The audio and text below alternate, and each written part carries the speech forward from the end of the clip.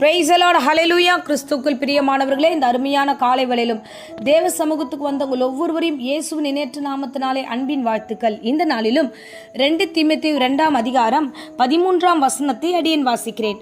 நாம் உண்மை இல்லாதவர்களாய் இருந்தாலும் அவர் உண்மை உள்ளவராயிருக்கிறார். அவர் தம்மை தாமே மறுதலிக்க மாட்டார். ஆமென், ஹல்லேலூயா. தேவனுடைய வார்த்தை சொல்லுகிறது, நாம் உண்மை இல்லாதவர்களாய் இருந்தாலும் இயேசுவானவர் எப்படி இருக்கிறார்னா, நம்மை அழைத்த தேவன் என்றென்றைக்கும் உண்மை உள்ளவராக இருக்கிறார். நமக்கு வாக்கு தத்தங்களை கொடுத்த தேவன் அந்த வாக்கு தத்தங்களை நிறைவேற்றுவதில் உண்மை உள்ளவராக இருக்கிறார். ஆனால் நாம் எப்படி இருக்கிறோம்னா உண்மை இல்லாதவர்களாக இருக்கிறோம். ஹல்லேலூயா. எத்தனையோ நாட்கள் நம்ம தினந்தோறும் காலையில இருந்து ஜெபிக்கிறேன், நான் தினந்தோறும் வேதத்தை வாசிக்கிறேன், நான் சரியான பொருத்தனைகளை செலுத்துகிறேன், நான் எல்லா காரியத்தையும் நேர்த்தியாய் செய்கிறேன் என்று நமக்கு வருகிற நெருக்கத்தின் போதெல்லாம் நம்ம தேவனுக்கு முன்பதாக வாக்குறுதி கொடுப்போம், சில வார்த்தைகளை பேசுவோம், நான் செய்வேன் என்று பல காரியங்களை கை நீட்டி நம்ம ஒப்பு கொடுப்போம். ஆனா ஒரு காலகட்டம் வரும்பொழுது அதை செய்ய முடியாத சூழ்நிலை காரியங்கள் வரும்போது அதை அப்படியே மறந்துடுறோம், அதை விட்டுடுறோம். ஆனா தேவனாகிய கர்த்தரோ எப்படிப்பட்டவராக இருக்கிறார்னா, நமக்கு கொடுக்கப்பட்ட எல்லா வாக்கு தத்தங்களையும் என்றென்றைக்கும் மறவாதவராய் இருக்கிறார். என்றைக்கும் அந்த வாக்கு தத்தங்கள்ல அந்த வார்த்தைகள் எல்லாம் அவர் உண்மை உள்ளவராய் இருக்கிறார். ஆமென், ஹல்லேலூயா.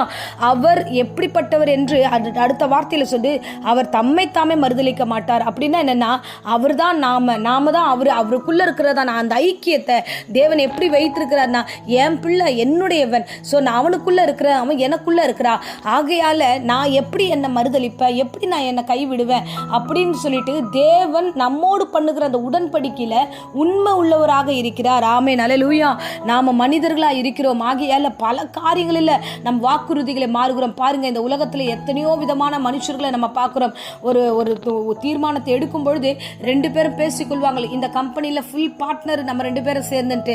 ஆனா அந்த கம்பெனியில 2 பேரும் பேசிக்கிட்டு இருக்க இந்த காரியத்தை செய்தி முடிக்கிறார்களா, இல்ல ஒருத்தர் உண்மை இல்லாதவர்களா இருக்கும் பொழுது அவங்க 2 பேருக்கு இருக்கிறதான அந்த காரியங்கள் உடைக்கப்படுகிறது, அந்த கம்பெனி ஒன்றும் இல்லாமல் போகிறது.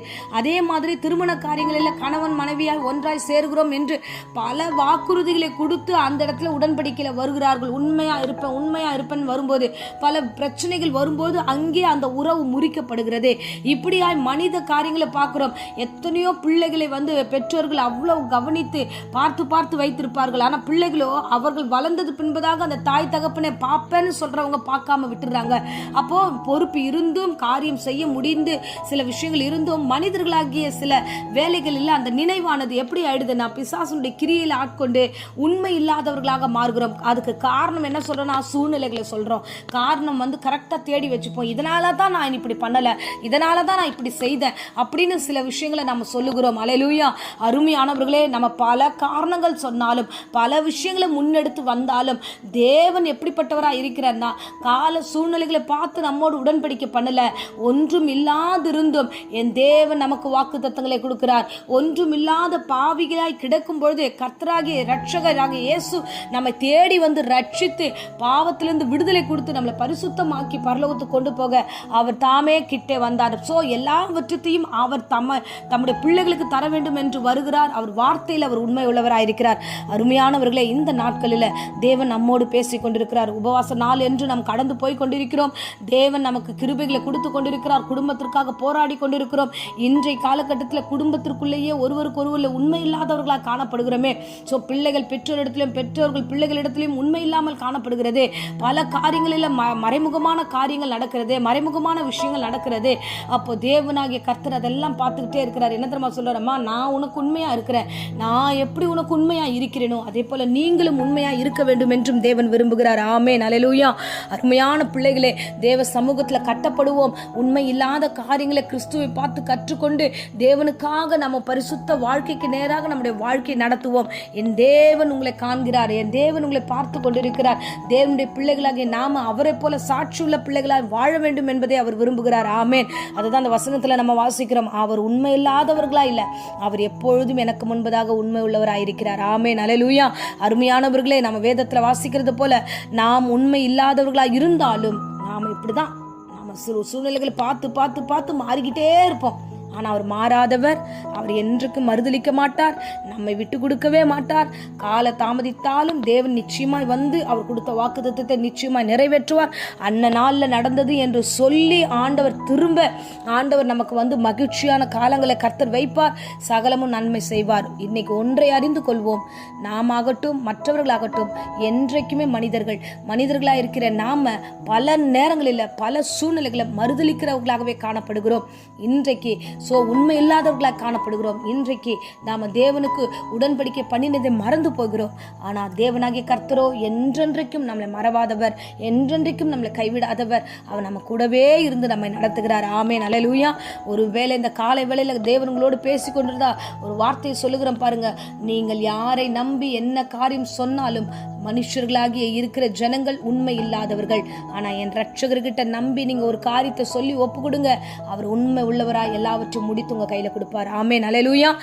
இந்த நாளிலும் தேவன் தம்மை வெளிப்படுத்தினது போல நீங்கள் மற்றவர்களுக்கு வெளிப்படுத்துங்க, உண்மை உள்ளவர்களாய் இருந்து கொள்ளுங்க.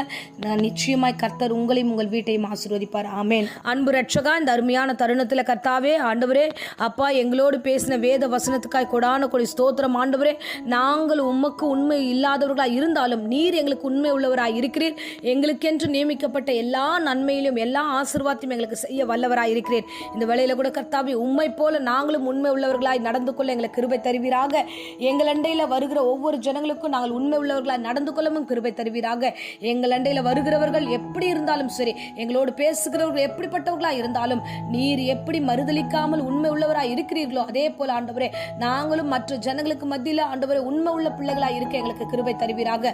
ஆசீர்வதிங்க, வழி நடத்துங்க கர்த்தாவே. இந்த உலகத்தினுடைய எல்லா அசுத்தங்களுக்கும் விலக்கி காத்துருங்க அப்பா. உம்மோடு உடன்படிக்கை பண்ணித நினைவு கூறுகிற பிள்ளைகளாய், உணர்வுள்ள பிள்ளைகளாய் ஆண்டவரே எங்களை தொடர்ந்து வழி நடத்தும். எங்களுக்கு ஆண்டவரே விரோதமாய் எழுந்திருக்கிற எல்லா பொல்லாத கிரியைகளையும் மாம்சமான காரியங்களையும் ஆண்டவரே எல்லாவற்றுக்கும் இயேசுவின் நாமத்தில் சபித்து கட்டுகிறேன். கர்த்தர் தாமே எப்பொழுதும் ஆண்டவரே உம்முடைய வீட்டிலே உண்மை உள்ள பிள்ளைகளாய் இருக்க எங்களுக்கு கிருபை தாங்க.